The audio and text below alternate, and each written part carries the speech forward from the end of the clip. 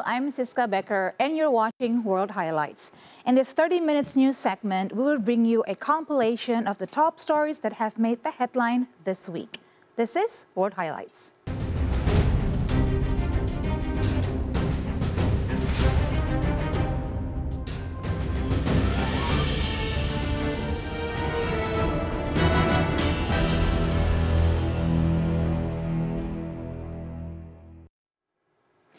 Now let's start with a recap from United States of America and South Korea. President Donald Trump kicked off his address to Congress on March 4th with a message that America is back. Meanwhile, South Korean President Yoon Suk-yeol left a detention center on Saturday, March 8th, after prosecutors decided not to appeal a court decision to cancel the arrest warrant of the impeached leader.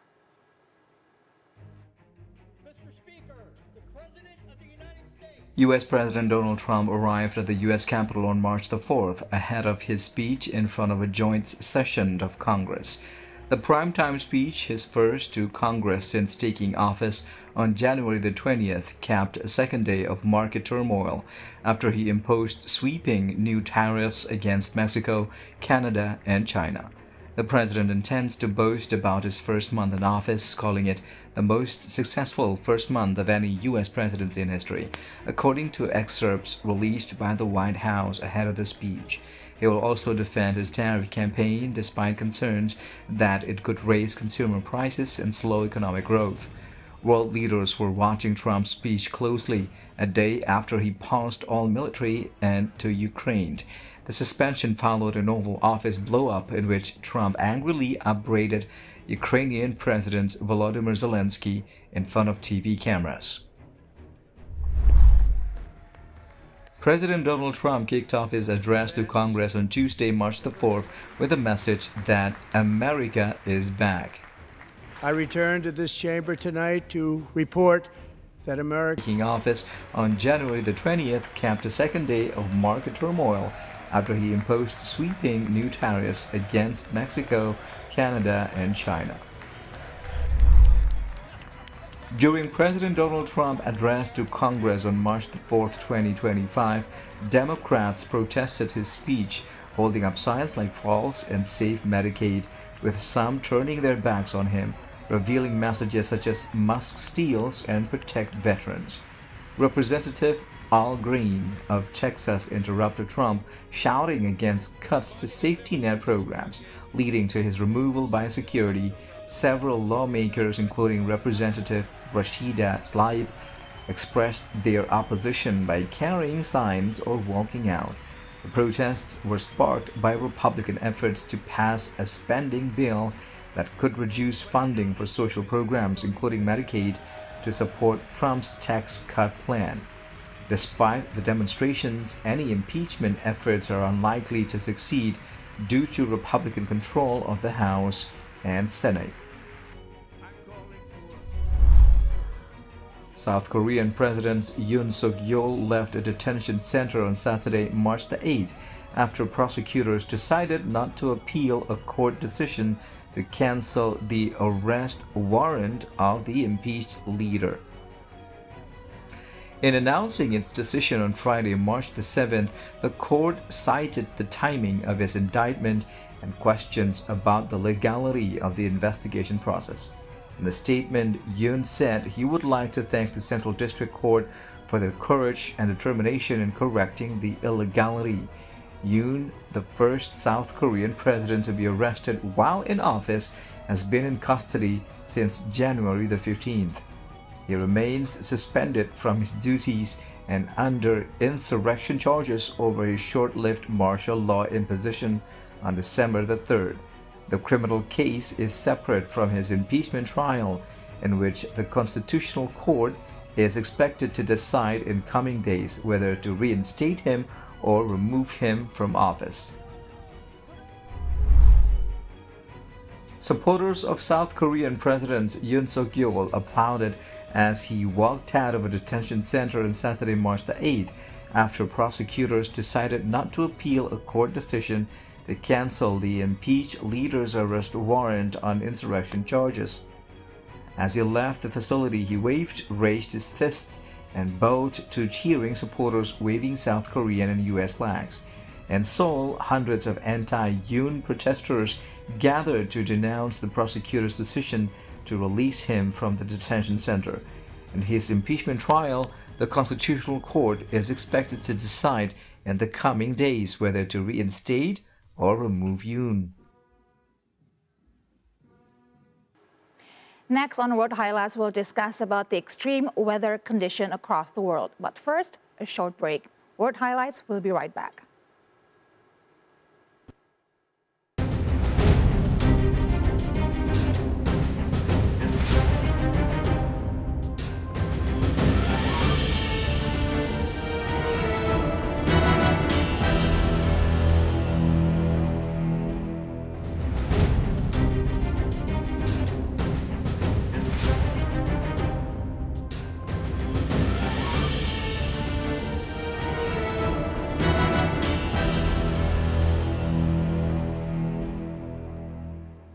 Welcome back to World Highlights on TVRI World with me, Siska Becker. Extreme weather across the world has led to many disasters, including flooding from Indonesia and Australia to Peru. Now here is a compilation of the floods that occurred over the past week in this World Highlight. Torrential rain has triggered floods up to 3 meters in and around Jakarta. The country's disaster mitigation agency said in a statement, blocking some roads and submerging over 1,000 houses and many cars. Local media reported floodwaters also swamped a hospital in the eastern town of Bekasi, with water entering some wards, forcing the evacuation of patients to other buildings, while other parts of the hospital were hit by power outages. Rescuers on rubber boats sailed through thigh-high water to evacuate residents that had been trapped in flood since 4 a.m. or 21 GMT at the housing complex in Bekasi, according to local media said. Torrential rains on March 6 caused floods that swept away cars as local authorities evacuated schools and closed roads in eastern Spain 4 months after deadly flash floods in Valencia killed more than 220 people. The state weather agency IMET issued orange alert for some parts of the Murcia, Valencia, and Catalonia regions in the country's Mediterranean coast as officials told people to stay indoors.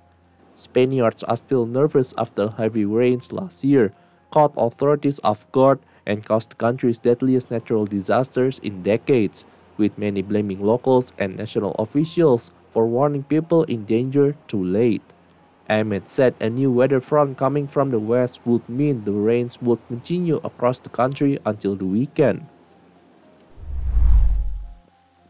Thousands of people in Australia's Queensland and New South Wales state were without power on Monday, March 10, after Alfred, a downgraded tropical cyclone, continued to bring winds and heavy rains, sparking floods.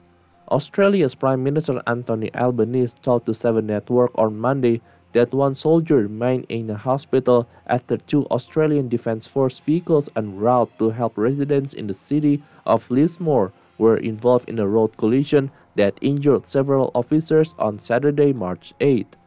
In the parts of Brisbane, properties and vehicles remain inundated by floodwaters as coastal erosion took part at the world-famous Gold Coast beaches. The storm reached the Queensland coast on Saturday as a tropical low, after 16 days as a cyclone, prompting preparation by millions of residents. The state capital, Brisbane, was spared a brunt in the storm, which was also felt in the southern neighbour of New South Wales. The Argentine port city of Bahia Blanca remains submerged following devastating floods, with the death toll on Sunday, March 9, climbing to 16, according to local government. Footage shared by the Argentine Armed Forces on Sunday showed extensive damage of residential areas. Footage shared by the Argentine Armed Forces on Sunday showed extensive damage to residential areas after heavy rains caused substantial flooding. Local authorities declared a 72-hour mourning period, and the city council has been transformed into a center to assist the victims, According to a social media post by local officials, security and armed forces have been dispatched to bolster rescue efforts. Rescue teams in Huánuco, central Peru, were engaged in saving both humans and animals affected by severe floodings. The floods were caused by an overflow of the Huallaga River, brought by the recent heavy rainfall. Footage provided by Huánuco police showed officers using flotation devices and ropes to assist individuals from the water, and other officers were seen carrying people and pets to safety. The Huánuco Risk and Disaster Management Office reported over 250 homes being impacted by the floods. Peruvian media also reported the death of 4 individuals in a landslide instigated by the flooding. It's time for another short break, but when we come back, we'll tell you about the festivities of the Ramadan month in different countries around the world. Stay tuned to World Highlights.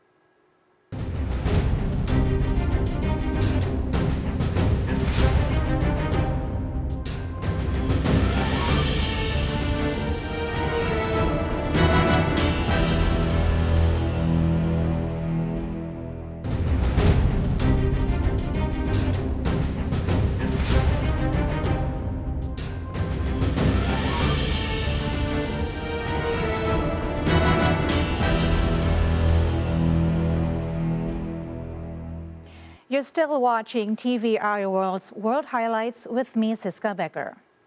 During this Ramadan month, Muslims around the world are observing fasting. The festive atmosphere of this month is celebrated in various ways by Muslims in different countries. Here we present to you a collection of stories about Ramadan celebrations across the world. Indonesia, the world's most populous Muslim majority country and the largest archipelago, welcomes Ramadan with a variety of traditions, from torchlight parades to cleaning relative grave and sharing meals with family and friends. Each region has its own way of marking the start of the Islamic holy month. In Tangerang, a city just outside the capital Jakarta, hundreds of men, women, and children gather along the side of the road. They prepare to take part in Tarhib Ramadan, a traditional event held annually to welcome the fasting month. The steady beat of a drum echoes through the streets as musicians prepare for the processions. The parade begins. People walk together through the narrow, crowded streets of the densely populated neighborhood, carrying torches and singing Islamic songs. The Chinese Indonesian community also joins in. Performers dressed in elaborate costumes move through the parade, bringing the barongsai or lion dance to life. Traditionally associated with Chinese New Year, the dance has become the part of Ramadan celebrations in this area. Rihan Sharab, a 38-year-old resident of Khan Yunis in Gaza, has started crafting Ramadan lanterns from 8 cartons to bring joy to her children despite the family home being destroyed and challenging war conditions.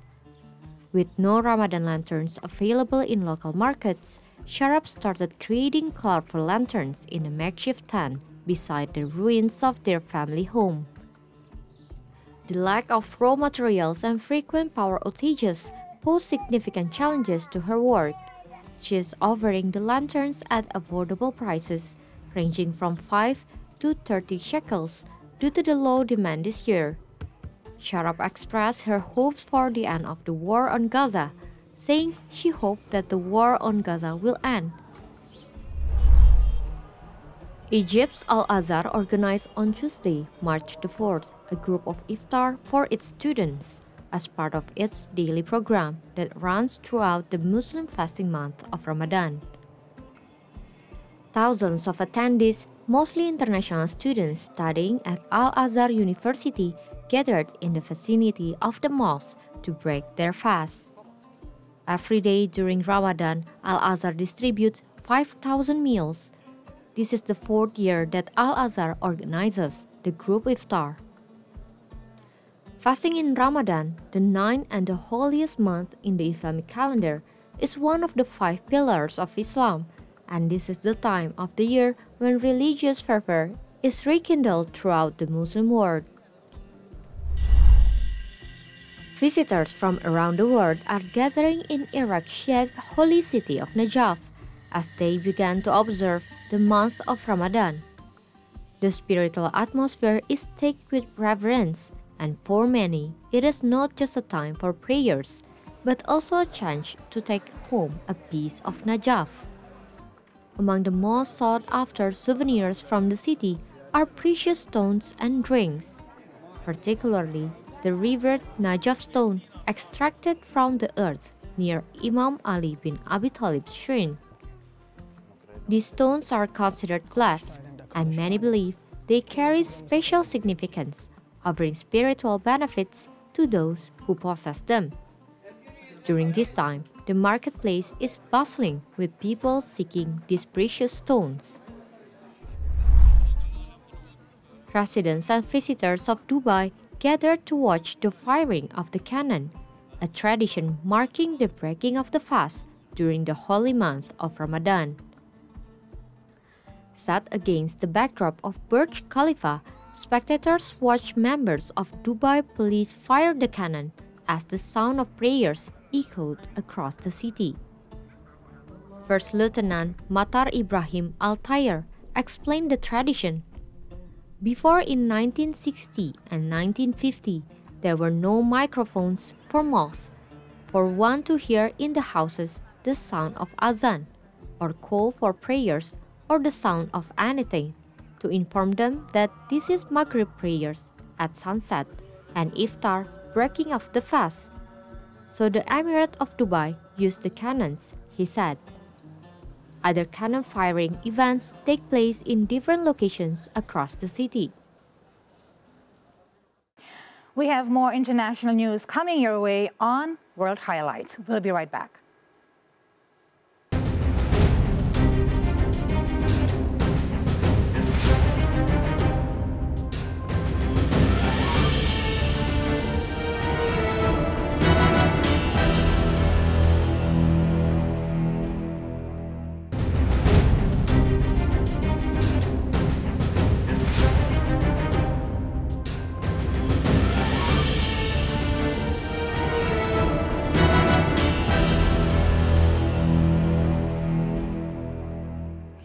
Thank you for staying with us right here on World Highlights on TVRI World. This week, coinciding with Commonwealth Day on March 10th, 2025, King Charles celebrated by sharing a playlist featuring artists from various Commonwealth countries. However, they are also members of the anti-monarchy group Republic, who protested against the British royal family by bringing a giant T-Rex mascot outside Westminster Abbey. Let's have a look. Britain's King Charles arrived for the annual Commonwealth Day service at London's Westminster Abbey on March the 10th for annual celebrations for the international organizations he leads. He was joined by Queen Camilla and other royal members, including Prince William and Princess of Wales, Kate. King Charles hailed the work of the Commonwealth in bringing countries together during the service, as he and Britain's senior royals gathered. Last year, both the 76-year-old king and his daughter-in-law, Kate, missed the Commonwealth Day service as they underwent treatment for cancer, but both were present for Monday's occasion, one of the major royal events of the year. In his annual message to the Commonwealth, a voluntary association of 56 nations, mostly former British colonies, Charles spoke of its success in bringing nations together and addressing environmental challenges, a cause he has championed for more than 50 years. Throughout my life, music has meant a great The works are among a playlist of 17 songs chosen by the British monarch titled The King's Music Room, which aired on Monday, March the 10th and Tuesday on Apple Music's global radio stations to celebrate Commonwealth Day. This playlist featuring artists from around the Commonwealth. Charles said the idea seemed an interesting and innovative way to mark Monday's Commonwealth Day. This seemed such a The King's Music Room broadcasted on the Apple Music One station at 6 a.m. GMT on March the 10th. wish you all every And that wraps up today's edition of World's Highlights. I'm Siska Becker. Thank you all for watching. Until next time, goodbye.